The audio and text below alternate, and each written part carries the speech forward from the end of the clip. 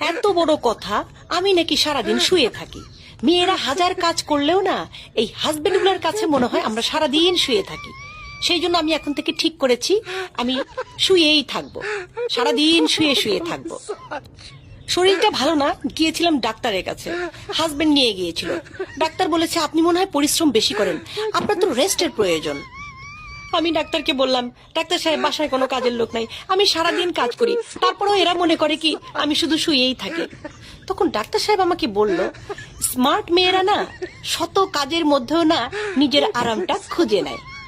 বাসায় এসে অনেক চিন্তা ভাবনা করলাম, কাজ বাদ দিয়ে আরাম আমি খুঁজেই পেলাম না, কাজ তো আমাকে করতেই হবে। সেই জন্য ভাবলাম যে যেটাই করব শুয়ে শুয়ে করব। তো বন্ধুরা, আমি তো কাজের মধ্যে দেখো কি সুন্দর রেস্ট খুঁজে নিয়েছি, মানে আমার সেই রেস্ট হচ্ছে, ওয়াও, কাজও করছি, আমার বিশ্রামও হচ্ছে, আমার তো এখন সুখই সুখ, তাই না?